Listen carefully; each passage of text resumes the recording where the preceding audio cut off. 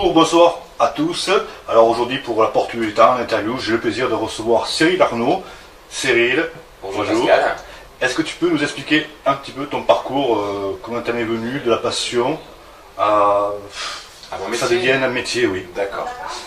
Bien, la curiosité avant tout, déjà bien sûr le plaisir de la magie. Tout enfant de 10 ans veut sa boîte de magie à Noël, j'ai eu la mienne. Bien sûr surpris de voir que c'est que du plastique et des notices. Mais j'ai toujours été quand même passionné par la magie, j'ai suivi les émissions, j'ai été après, moi je suis parisien, donc dans Paris on a beaucoup de magasins de magie, donc on a acheté j'ai acheté des petits tours, mes parents m'offraient des tours également. Et puis en fait de là, plus tard en grandissant, je me suis alors orienté sans le savoir vers tout ce qui est magie mentale, divination, prédiction, télépathie. D'accord. Là ensuite j'ai découvert le mentalisme, qui est un peu plus complexe, qui est vraiment sur le développement personnel. Et enfin l'hypnose. D'accord. Tu as fait une formation ou pas? Oui. Alors, j'ai d'abord voulu me documenter par moi-même, apprendre vraiment le lexique, quelles hypnoses différentes il pouvait y avoir, de manière à ce que lorsque j'allais assister à ma première formation, de pouvoir au moins de savoir de quoi ça parlait et de mieux assimiler ce que l'on allait m'apprendre. J'ai fait quelques tests avec des soirées entre amis, voilà, qui à ma grande surprise, ça marchait, je ne sais pas pourquoi ça marchait, mais ça fonctionnait par rapport à tout ce que j'avais lu. En fait, c'est comme si mon inconscient, à force de lire, de se documenter, m'avait mis une notice.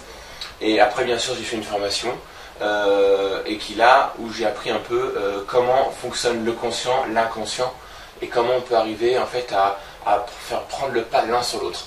C'est le but de l'hypnose, de l'état modifié de conscience. D'accord. Bon, tu connais bien sûr la série Le Mentaliste, obligé? Oui, tout à fait. Voilà.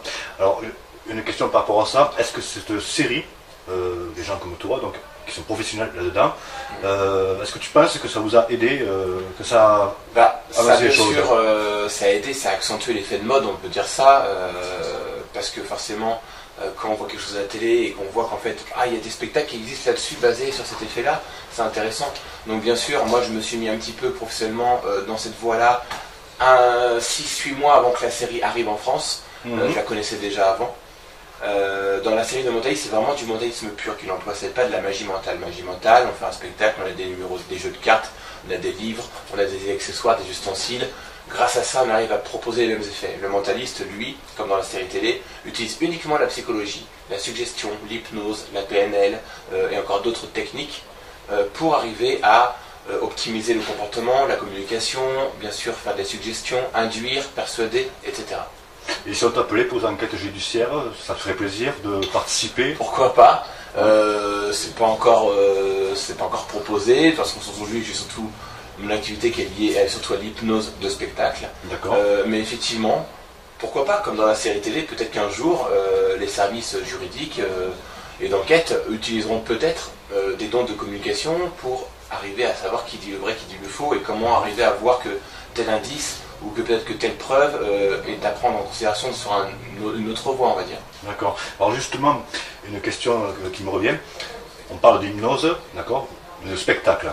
Et est-ce que tu peux expliquer aux gens qui vont nous écouter la différence entre l'hypnose de spectacle et l'hypnose thérapeutique? Très bien. En hypnose de spectacle, faut savoir que ce sont des effets, on va dire, plutôt immédiats. Et visuels. Il faut que le public qui soit dans la salle ou de l'autre côté de l'écran puisse comprendre, voir ce qui est en train de se passer. Donc on a très peu de temps pour agir sur nos sujets. Et il faut qu'il se passe des choses que on dise waouh, il se passe quelque chose. Donc ce ne sont pas les mêmes effets qu'en thérapie. En thérapie, sachant que l'hypnose est arrivée depuis déjà très longtemps, depuis l'ancienne Égypte, c'est d'abord un but médical. Ils ont très vite compris, au niveau des Égyptiens, que c'est le cerveau qui contrôle tout. Les douleurs, les sensations, les émotions. Et donc par des gestes, par des regards, des expressions, ils arrivaient à induire une personne pour qu'elle oublie sa douleur, ou son mal-être, ou son malaise. D'accord. Alors en thérapie, on va prendre le temps d'écouter le sujet, de savoir quel est son problème, son mal. On va prendre également le temps de l'analyser afin de savoir vers quel chemin on va pouvoir passer pour que son inconscient prenne le pas sur le conscient et ainsi arriver vers, je ne veux pas dire la guérison parce que ce n'est pas des maladies, mais arriver vers son bien-être tout simplement. D'accord. Alors ensuite, on m'avait posé aussi une question. Existe-t-il des écoles des écoles de formation pour devenir mentaliste? Alors, il y a des écoles, il y a des instituts, il y a plusieurs, bien sûr, il y a plusieurs groupes. Alors, pour devenir mentaliste, c'est un travail qui est assez long sur le temps. J'en connais un, personnellement j'en connais un qui lui a démarré de peut-être avoir 9-10 ans. D'accord. Il a toujours été dedans, à développer son système sensoriel, extrasensoriel, celui des autres, à l'observer, à être très observateur, arriver à trouver le langage, à s'adapter. C'est surtout de la psychologie, de la communication, de la suggestion, de la PNL, comme je l'ai dit tout à l'heure. Maintenant, il y en a d'autres bien sûr en France. Maintenant, en magie mentale, ce sont des numéros de magie qui vont donner l'impression de prédiction, divination, télépathie. D'accord. En hypnose, il y a également bien sûr des instituts de formation. Alors, hypnose de spectacle, en général, on apprend bien sûr tout d'abord l'hypnose classique. Alors avec des balances, on fait balancer le sujet en arrière ou en avant ou sur le côté, puis on arrive à lui faire des catalepsies de bras ou du corps en entier, puis il y a encore d'autres effets qui arrivent, on apprend comment mettre en place, il y a un ordre à respecter. Il y a un ordre à respecter, pourquoi? Pour que l'inconscient soit d'accord, et surtout ne pas sauter un palier, puisque c'est comme un rêve, on a un certain palier, d'accord? En hypnose thérapeutique, là on va prendre plutôt les différents outils et les différentes manières d'hypnotiser pour que le sujet qui soit venu puisse se relaxer, être en confiance, comme en spectacle d'ailleurs, mais surtout qu'on puisse aller au plus profond des choses. En spectacle, l'effet est quasi immédiat, et il va avoir une durée assez rapide dans le temps. C'est-à-dire qu'au bout de 10-15 minutes, si on n'a rien fait, le sujet va plus ou moins, on va devoir lui changer d'effet ou autre, sinon ça va se réveiller, il va sortir de son état modifié. Et les effets auront un très court effet sur eux. En thérapie, on va plutôt aller dans la profondeur.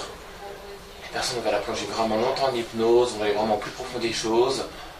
Et là, ce qu'on va lui induire pour qu'il aille bien, pour qu'il aille mieux, sera quasi permanent. Comme pour devenir non-fumeur, pour réduire l'estomac, pour avoir une confiance en soi pour un examen, plein d'autres choses comme ça. Et là, ce sera permanent. Et tu as déjà fait du coaching justement à ce niveau-là ou pas? Le coaching, c'est intéressant comme mot parce qu'aujourd'hui on est très vite coach. En fait, c'est du conseil, on appelle ça du conseil. Alors, ça m'est arrivé bien sûr, quelques fois pour des proches, pour des personnes qu'on m'a présentées, de le faire. Voilà, j'ai fait des inductions pour faire de la mise en confiance en soi, pour un examen, pour un permis de conduire, pour prendre la parole en public. J'en ai fait également pour quelques fois pour faire devenir non-fumeur, mais j'ai pas pris assez le temps de mettre ça en pratique sur du long terme parce que j'ai mes spectacles et j'ai mon activité qui me prend quand même beaucoup de temps. Bien sûr. Mais oui, ça m'arrive de temps en temps de faire un petit peu de conseils et de faire de l'hypnose à but vraiment, on va dire, au développement personnel. En tout cas, je sais pas si tu m'as hypnotisé tout à l'heure, mais là, ça fait un petit moment que je fume pas déjà. Ça commence bien. Parce que le conscient est occupé, donc voilà. Il ne pense plus à fumer. Alors, oui, justement, votre métier, parce qu'il y a plein de jeunes, suite aussi à la série Mentaliste, après la magie, le mentalisme. Donc, ils voudraient réussir là-dedans. Aurais-tu un ou deux conseils à leur donner? Alors, il faut savoir que aujourd'hui, tout le monde peut faire ce qu'il veut. On a de limites que celles qu'on se donne. D'accord. Maintenant, on a bien sûr des prédispositions à faire un métier plutôt qu'un autre, une activité, un loisir plutôt qu'un autre. Il n'y a pas de secret dans chaque discipline, quelle qu'elle soit. C'est bien sûr la motivation, l'envie d'eux. Et bien souvent, c'est parce qu'on aura des obstacles et que malgré les obstacles, on va quand même travailler, essayer de comprendre pourquoi ça ne fonctionne pas, de mettre en place des actions qui font faire que ça va fonctionner, qu'on va dire c'est vraiment ça que je veux faire. Plutôt que je le fais parce que c'est facile et que j'ai plus qu'à claquer les doigts pour que ça marche. D'accord ? Donc il y a bien sûr la motivation. Il y a ensuite, moi j'aime beaucoup utiliser ce mot, l'empathie, parce que en fait, on réussit toujours, surtout dans la magie, dans l'hypnose, tout ce qui est spectacle, c'est pas évident pour une personne qui est dans le public de venir sur scène ou quelqu'un de se prêter à une expérience comme celle-ci. Donc quand on a une personne qu'on ne connaît pas vraiment, que cette personne crée une empathie, un degré de confiance, bah, on a envie de vivre la chose. Et c'est beaucoup plus facile, comme un tour de cartes qu'on va présenter, peu importe. Mais il faut toujours créer, je pense, une certaine alchimie entre les deux personnes, entre le magicien, son sujet ou son spectateur ou son assistant. Quelque part, tu es comédien aussi alors. Il y a bien sûr un comédien, on peut avoir un rôle de comédien. D'ailleurs, quand je me suis mis à la magie étant très jeune, je le suis toujours j'espère, mais On m'a toujours dit, en fait, c'est un ami qui m'a, un des amis qui m'a mis un peu le pied à l'étrier en m'apprenant quelques techniques de magie. Il m'a dit, en fait, un bon magicien, on dit toujours qu'un bon magicien est en fait un comédien dans un rôle de magicien. C'est vrai que quand on regarde un magicien, on a toujours en fait notre manière de parler, notre lexique, notre intonation, notre posture, notre gestuelle. Ouais. On raconte une histoire. Et au travers de cette histoire, il se passe quelque chose de magique, bien sûr. Alors ensuite, comment ça te vient l'inspiration pour faire tes spectacles et surtout pour les renouveler, pour que ça change? Je m'inspire de ma vie déjà, je m'inspire de ce que j'ai pu vivre, de ce que j'ai pu observer, je m'inspire de ce que je vois autour de moi. En fait, comme les comédiens, ils s'inspirent de ce qu'ils voient toute la journée pour créer leur sketch. Eh bien moi c'est la même chose. Je me dis, ce serait amusant si quelqu'un pouvait vivre cette situation-là. Comment je peux l'adapter en spectacle? Ou alors c'est même mieux, c'est les sujets directement qui vont m'inspirer parce que sur scène ils vont avoir des réactions, des expressions. Et par rapport aux expressions et réactions qu'ils vont avoir, je vais dire tiens, pourquoi pas? Pourquoi pas vivre ça? Et hop, on lui fait vivre ce qu'il semble vouloir vraiment vivre. En fait l'inconscient communique tout le temps. À travers les expressions on le voit, le regard, la posture, la respiration. On dit tiens, là on est dans le oui, et la personne a l'impression qu'elle veut aller au-delà de ce qu'on lui propose, on va aller donc plus loin dans les faits. D'accord. Aimerais-tu écrire un livre? Alors, bonne question, on me l'a déjà posée. Aujourd'hui, non. Peut-être que plus tard j'y viendrai, écrire un livre, alors soit sur l'hypnose, la magie, ou autre, sur un parcours de vie, parce que moi je m'intéresse beaucoup à tout ce qui est développement personnel, professionnel. Comme je dis tout à l'heure, on a de limites que celles que l'on se donne. D'accord? Donc en fait, tout est possible dans la vie, à condition de mettre des actions en place. Alors ça peut être sur le professionnel, l'amical, le sentimental, tous les niveaux. Donc pourquoi pas? Un jour, peut-être que je me dirai, tiens, ça m'intéresse, ou peut-être qu'on me proposera, peut-être qu'il y aura un projet qui se mettra en place. Bien sûr. Pour l'instant, aujourd'hui, non. D'accord. Et juste pour te connaître un petit peu plus et pour que le public te connaisse encore mieux, as-tu un film préféré? Un film fétiche? Alors, un film préféré, j'en ai pas un, j'en ai toute une étagère. Si tu devais en donner un. C'est une très bonne question. J'ai la chance, peut-être, je sais pas, d'être en génération 80, donc forcément le film qui m'a le marqué le plus étant enfant, c'était E.T. Alors déjà, un autre monde, vivre deux personnes qui sont d'un monde totalement différent, arrivent à se comprendre, à créer vraiment des choses. Elliot ressent ce que E.T. est en train de vivre. Il y a des choses vraiment très intéressantes. Il y a l'émotion, l'amitié qui est très importante pour moi. J'aime tout ce qui est film aussi en rapport avec le voyage dans le temps. Alors que ce soit des films sérieux ou un peu tirés en comédie. Retour vers le futur, la trilogie bien sûr. Il y a des films comme Fréquence interdite où on a que des rebondissements de situation qu'on se dit qu'en fait, mais si je change un petit détail de ma vie, il y aura forcément des incidences après. C'est vrai. Et ça, on n'y pense pas assez. L'effet papillon. C'est un effet papillon également, qui est également un autre film avec Ashton Kutcher. Tout à fait. Qui est vraiment un très bon film. En fait, et en fait, on se dit, mince, si dans ma journée, je fais tout ce que j'ai à faire, à dire, bon, au moins, je ne regretterai pas, parce qu'on ne peut pas revenir en arrière, bien sûr. On n'a pas de machine à voyager dans le temps encore aujourd'hui.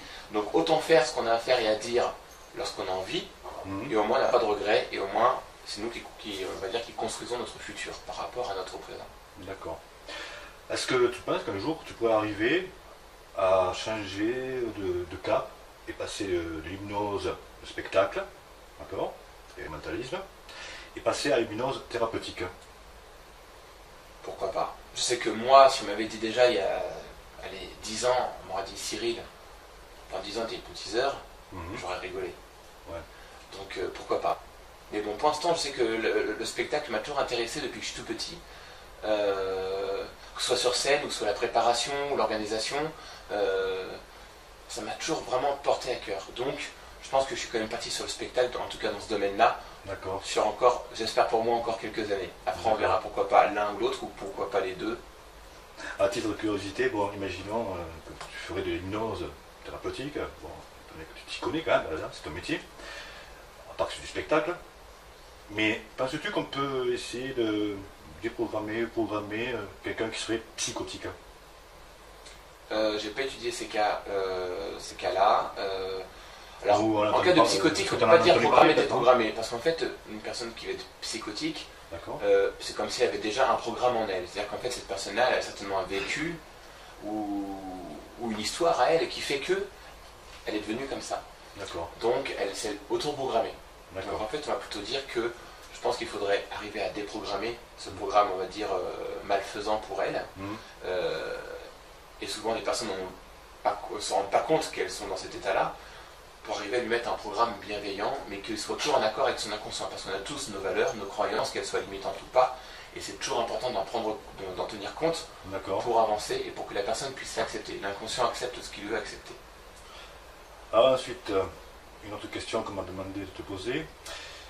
J'ai pu remarquer, c'est par rapport à Internet, quand on fait une recherche sur Internet, sur le mot hypnose, on tombe sur des sites, mais hypnose et le mentalisme, c'est relié. Tout à fait. Alors, ça c'est... On peut faire de l'hypnose sans faire de mentalisme. D'accord. On ne peut pas faire de mentalisme sans faire de l'hypnose. D'accord. C'est-à-dire que dans le mentalisme, c'est avant tout le développement personnel, le développement du système sensoriel, extrasensoriel. On va s'intéresser surtout à faire avancer la personne. On va arriver à lui créer des connexions, on va lui faire prendre en compte que ce qui se passe autour de soi est important pour notre corps, pour notre cerveau, et en fait par rapport au comportement qu'on va avoir, on va également nous agir sur le comportement de l'environnement extérieur, les personnes, comme aussi ce qu'on peut ressentir. D'accord. Donc dans le mentalisme, il y a forcément la PNL, donc programmation neurolinguistique, la suggestion, la psychologie cognitive, la communication, l'hypnose, bien sûr. La lecture à chaud, sinon, un petit peu. Tout à fait, alors on peut dire du code reading, lecture à froid, code reading, bien sûr. Reading, mais il y a tout ça, il y a tout un ensemble, c'est vraiment beaucoup de techniques pour pouvoir se prétendre mentaliste. Voilà. D'accord.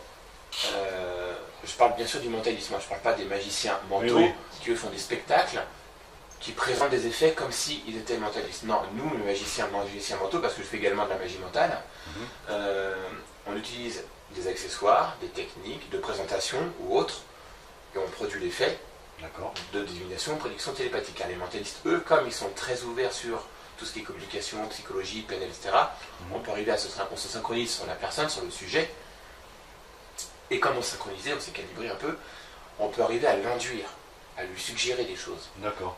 Et on va avoir les mêmes pensées, donc c'est très facile de dire, ben voilà, vous avez choisi plutôt cet objet plutôt que là, parce que...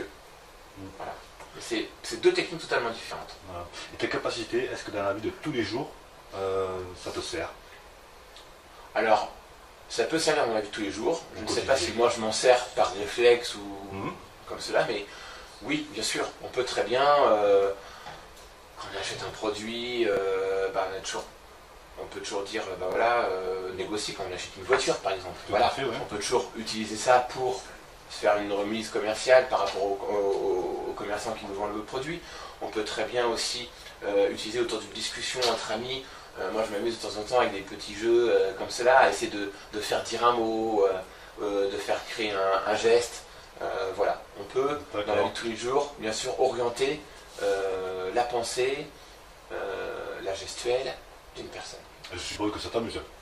Oui, après il faut toujours le faire bien sûr dans un rôle bienveillant pour la personne. Bien sûr. Surtout si c'est un ami, si les amis sont très rares, ce sera dommage de perdre. Oui, c'est clair. Mais même en spectacle, c'est toujours important. Bien sûr, les sujets vivent des choses, on va dire, amusantes pour le public, parce que oui, la personne elle est sur chaise, elle vit quelque chose alors qu'elle se croit ailleurs. Mais en attendant, il faut que la personne vive quelque chose de bienveillant pour elle. Je pense que c'est important. C'est comme ça que le public dise, ah maman, j'aurais bien voulu monter à sa place finalement. Mais voilà, mais au moins t'apportes du bonheur. Aussi, bien sûr. C'est ça qui est important. Alors ensuite, as-tu des anecdotes au niveau des spectacles? Alors des anecdotes amusantes ou moins amusantes? Oui, j'en ai plein. J'en ai une qui me vient comme ça. C'était mon premier spectacle d'hypnose. Donc c'était encore l'hypnose classique à l'époque, donc je mettais un petit peu de temps à programmer vraiment les personnes. Donc je préférais prendre plus de temps et assurer le show plutôt que d'y aller trop vite. Donc j'y allais vraiment avec le protocole classique. Et j'ai un sujet, d'ailleurs j'ai gardé contact parce que c'est un sujet qui habite dans la région dans laquelle je vis et qui est très sympathique. Et puis c'est toujours bon d'avoir des bons sujets avec nous. Et en fait il avait vraiment le comportement... Il vivait ce qu'on lui donnait. En fait, à un moment donné, c'était un effet où il pouvait boire la boisson de son choix. Il n'avait rien dans les mains. Il avait vraiment son petit verre, il faisait tourner des glaçons, il buvait. Et encore une fois, je disais bien, il n'avait rien du tout dans les mains, les sujets. Il vivait vraiment l'induction, la suggestion, en fait. Et c'était vraiment très sympathique à voir et à vivre, parce que je me disais, d'un côté, je suis l'hypnotiseur, mais en même temps je suis spectateur. Mhm. Et c'est arrivé à mon premier spectacle, et du coup, c'est ça qui est intéressant. C'est qu'en fait, il ne faut pas que j'oublie qu'il y a un échange qui se crée entre les sujets sur scène, Tout à fait. l'hypnotiseur et le public. Et je pense que c'est une expérience qui se passe à 3 personnes en fait. Voilà, faut pas oublier. Faut pas oublier que le public est là, il a besoin qu'on lui explique ce qui est en train de se passer, il a besoin il voit bien sûr, mais il a besoin de comprendre pourquoi. Et en même temps, il y a des réactions du sujet à prendre en compte. Et de créer comme ça, il y a un mouvement qui va être entre nous 3. D'accord. Je pense que c'est comme si on vivait quelque chose tous ensemble. Et ça, c'est important. Et on se retrouve dans un instant pour des expériences. Sans faire de mentalisme, sans faire d'hypnose. D'accord. C'est-à-dire que dans le mentalisme, c'est avant tout le développement personnel, le développement du système sensoriel, extrasensoriel. On va s'intéresser surtout à faire avancer la personne. On va arriver à lui créer des connexions, on va lui faire prendre en compte que ce qui se passe autour de soi est important pour notre corps, pour notre cerveau, et en fait par rapport au comportement qu'on va avoir, on va également nous agir sur le comportement de l'environnement extérieur, les personnes, comme aussi ce qu'on peut ressentir. D'accord. Donc dans le mentalisme, il y a forcément la PNL, donc programmation neurolinguistique, la suggestion, la psychologie cognitive, la communication, l'hypnose, bien sûr. La lecture à chaud, sinon un petit peu. Tout à fait, alors on peut dire du code reading, lecture à froid, voice reading, bien sûr. Reading en anglais. Mais il y a tout ça, il y a tout un ensemble, c'est vraiment beaucoup de techniques pour pouvoir se prétendre mentaliste. Voilà. D'accord.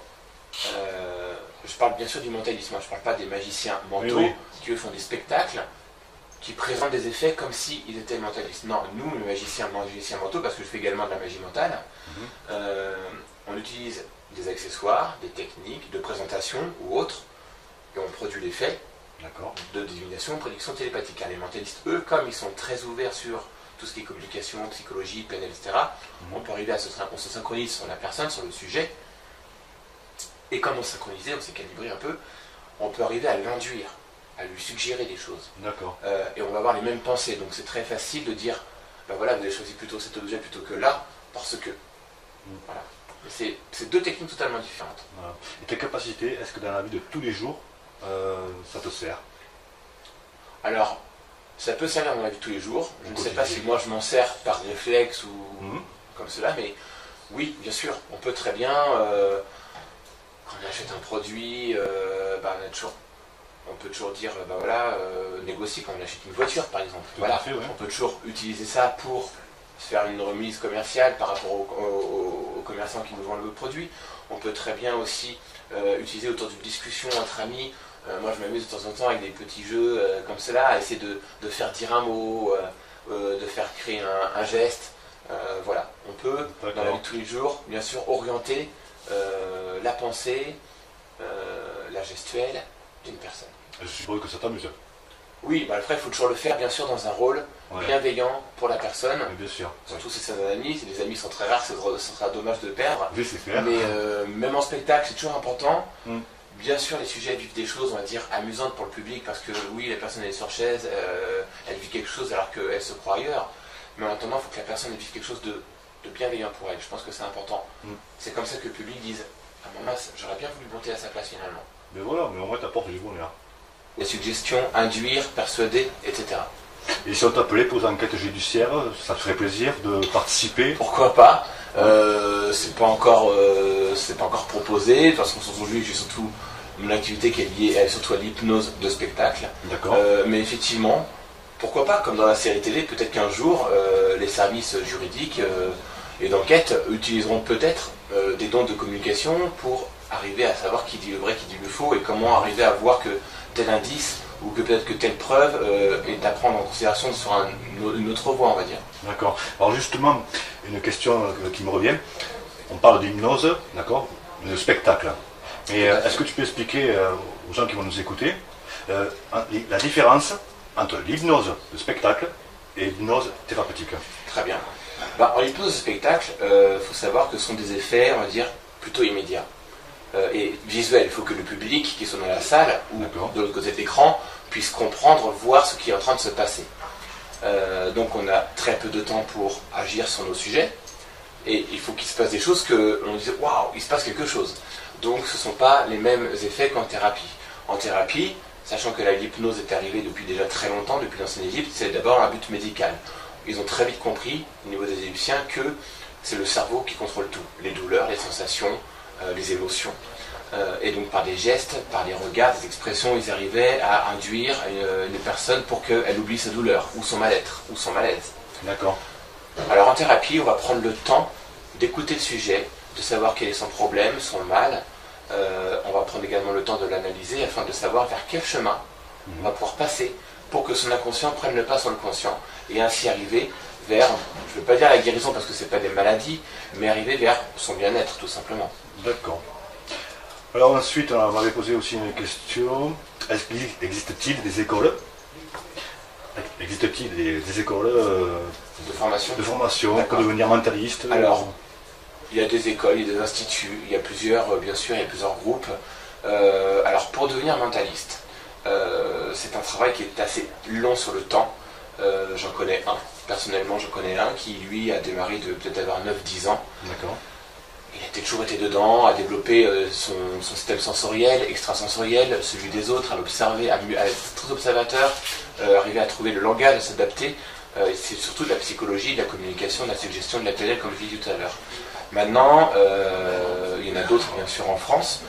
Maintenant, en magie mentale, ce sont des numéros de magie qui vont donner l'impression de prédiction, divination, télépathie. D'accord. En hypnose, il y a également bien sûr des instituts de formation. Alors, hypnose de spectacle, en général, on apprend bien sûr tout d'abord l'hypnose classique. Alors avec des ballons, j'ai fait quelques tests avec des soirées entre amis, voilà, qui à ma grande surprise, ça marchait, je ne sais pas pourquoi ça marchait, mais ça fonctionnait par rapport à tout ce que j'avais lu. En fait, c'est comme si mon inconscient, à force de lire, de se documenter, m'avait mis une notice. Et après, bien sûr, j'ai fait une formation, et qui là, où j'ai appris un peu comment fonctionne le conscient, l'inconscient, et comment on peut arriver en fait à faire prendre le pas l'un sur l'autre. C'est le but de l'hypnose, de l'état modifié de conscience. D'accord. Bon, tu connais bien sûr la série Le Mentaliste, obligé? Oui, tout à fait. Voilà. Alors, une question par rapport à ça. Est-ce que cette série, des gens comme toi, donc, qui sont professionnels là-dedans, est-ce que tu penses que ça vous a aidé, que ça a avancé les choses? Bien sûr, ça a aidé, ça a accentué l'effet de mode, on peut dire ça, parce que forcément, quand on voit quelque chose à la télé et qu'on voit qu'en fait, il y a des spectacles qui existent là-dessus basés sur cet effet-là, c'est intéressant. Donc bien sûr, moi je me suis mis un petit peu professionnellement dans cette voie-là 6-8 mois avant que la série arrive en France. Je la connaissais déjà avant. Dans la série de Mentaliste, c'est vraiment du mentalisme pur qu'il emploie, c'est pas de la magie mentale. Magie mentale, on fait un spectacle, on a des numéros, des jeux de cartes, on a des livres, on a des accessoires, des ustensiles. Grâce à ça, on arrive à proposer les mêmes effets. Le mentaliste, lui, comme dans la série télé, utilise uniquement la psychologie, la suggestion, l'hypnose, la PNL et encore d'autres techniques pour arriver à optimiser le comportement, la communication, bien sûr faire des suggestions, induire, persuader, etc. Et si on t'appelait pour une enquête judiciaire, ça te ferait plaisir de participer? Pourquoi pas?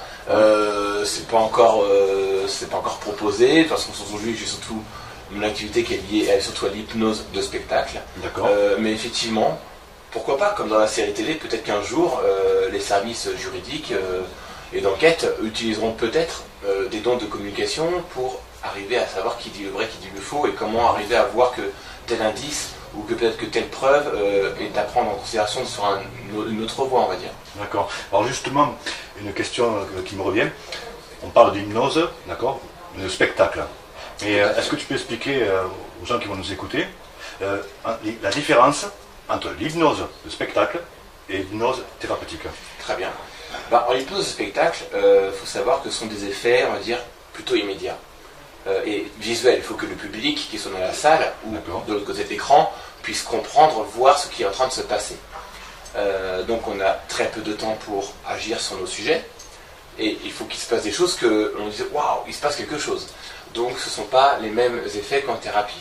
En thérapie, sachant que l'hypnose est arrivée depuis déjà très longtemps, depuis l'ancienne Égypte, c'est d'abord un but médical. Ils ont très vite compris, au niveau des Égyptiens, que c'est le cerveau qui contrôle tout. Les douleurs, les sensations, les émotions.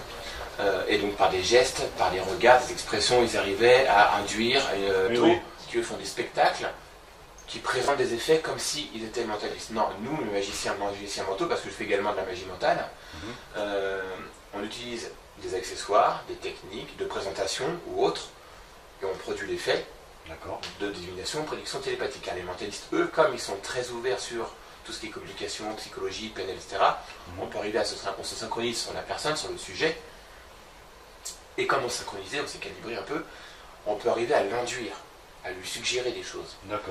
Et on va avoir les mêmes pensées, donc c'est très facile de dire, ben voilà, vous avez choisi plutôt cet objet plutôt que là, parce que. Voilà.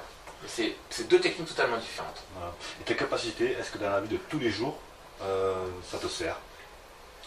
Alors, ça peut servir dans la vie de tous les jours. Je ne sais pas si moi je m'en sers par réflexe ou comme cela, mais oui, bien sûr, on peut très bien, quand on achète un produit, on peut toujours dire, négocier quand on achète une voiture par exemple. On peut toujours utiliser ça pour faire une remise commerciale par rapport aux commerçants qui nous vendent le produit. On peut très bien aussi utiliser autour d'une discussion entre amis. Moi je m'amuse de temps en temps avec des petits jeux comme cela, à essayer de faire dire un mot, de faire créer un geste. Voilà, on peut dans la vie de tous les jours, bien sûr, orienter la pensée, la gestuelle d'une personne. Je suppose que ça t'amuse. Oui, après il faut toujours le faire bien sûr dans un rôle bienveillant pour la personne. Bien sûr. Surtout si c'est un ami, si les amis sont très rares, ce sera dommage de perdre. Oui, c'est clair. Mais même en spectacle, c'est toujours important. Bien sûr, les sujets vivent des choses, on va dire, amusantes pour le public, parce que oui, la personne elle est sur chaise, elle vit quelque chose alors qu'elle se croit ailleurs. Mais en attendant, il faut que la personne vive quelque chose de bienveillant pour elle. Je pense que c'est important. C'est comme ça que le public dise « Ah mon mince, j'aurais bien voulu monter à sa place finalement. » Mais voilà, mais au moins t'apportes du bonheur. Aussi, bien sûr. C'est ça qui est important. Alors ensuite, as-tu des anecdotes au niveau de tes spectacles? Alors des anecdotes amusantes ou moins amusantes? Oui, j'en ai plein. J'en ai une qui me vient comme ça. C'était mon premier spectacle d'hypnose. Donc c'était encore l'hypnose classique à l'époque, donc je mettais un petit peu de temps à programmer vraiment les personnes. Donc je préférais prendre plus de temps et assurer le show plutôt que d'y aller trop vite. Donc j'y allais vraiment avec le protocole classique. Et j'ai un sujet, d'ailleurs j'ai gardé contact parce que c'est un sujet qui habite dans la région dans laquelle je vis et qui est très sympathique. Et puis c'est toujours bon d'avoir des bons sujets avec nous. Et en fait il avait vraiment le comportement... Il vivait ce qu'on lui donnait. En fait, à un moment donné, c'était un effet où il pouvait boire la boisson de son choix. Il n'avait rien dans les mains. Il avait vraiment son petit verre, il faisait tourner des glaçons, il buvait. Et dans cette voie-là, 6-8 mois avant que la série arrive en France, je la connaissais déjà avant. Dans la série de mentalisme, c'est vraiment du mentalisme pur qu'il emploie, c'est pas de la magie mentale. Magie mentale, on fait un spectacle, on a des numéros, des jeux de cartes, on a des livres, on a des accessoires, des ustensiles. Grâce à ça, on arrive à proposer les mêmes effets. Le mentaliste, lui, comme dans la série télé, utilise uniquement la psychologie, la suggestion, l'hypnose, la PNL et encore d'autres techniques pour arriver à optimiser le comportement, la communication, bien sûr faire des suggestions, induire, persuader, etc. Et si on t'appelait pour une enquête judiciaire, ça te ferait plaisir de participer? Pourquoi pas? C'est pas encore proposé. De toute façon, aujourd'hui, j'ai surtout mon activité qui est liée surtout à l'hypnose de spectacle. Mais effectivement, pourquoi pas, comme dans la série télé, peut-être qu'un jour, les services juridiques et d'enquête utiliseront peut-être des dons de communication pour arriver à savoir qui dit le vrai, qui dit le faux, et comment arriver à voir que tel indice, ou que peut-être que telle preuve est à prendre en considération sur une autre voie, on va dire. D'accord. Alors justement, une question qui me revient. On parle d'hypnose, d'accord, de spectacle. Et est-ce que tu peux expliquer aux gens qui vont nous écouter la différence entre l'hypnose de spectacle et l'hypnose thérapeutique? Très bien. En hypnose de spectacle, faut savoir que ce sont des effets, on va dire, plutôt immédiats. Et visuels, il faut que le public qui soit dans la salle ou de l'autre côté de l'écran puisse comprendre, voir ce qui est en train de se passer. Donc on a très peu de temps pour agir sur nos sujets. Et il faut qu'il se passe des choses que l'on dise « Waouh, il se passe quelque chose ». Donc ce ne sont pas les mêmes effets qu'en thérapie. En thérapie, sachant que l'hypnose est arrivée depuis déjà très longtemps, depuis l'ancienne Égypte, c'est d'abord un but médical. Ils ont très vite compris, au niveau des Égyptiens, que c'est le cerveau qui contrôle tout. Les douleurs, les sensations, les émotions. Et donc par des gestes, par des regards, des expressions, ils arrivaient à induire une personne pour qu'elle oublie sa douleur, ou son mal-être, ou son malaise. D'accord. Alors en thérapie, on va prendre le temps d'écouter le sujet, de savoir quel est son problème, son mal, On va prendre également le temps de l'analyser afin de savoir vers quel chemin on va pouvoir passer pour que son inconscient prenne le pas sur le conscient et ainsi arriver vers, je ne veux pas dire la guérison parce que ce n'est pas des maladies, mais arriver vers son bien-être tout simplement. D'accord.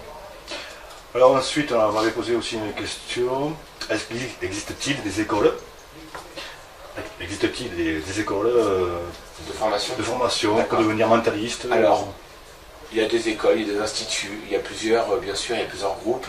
Alors, pour devenir mentaliste, c'est un travail qui est assez long sur le temps. J'en connais un, personnellement j'en connais un qui lui a démarré de peut-être avoir 9-10 ans. D'accord. Il a toujours été dedans, a développé son système sensoriel, extrasensoriel, celui des autres.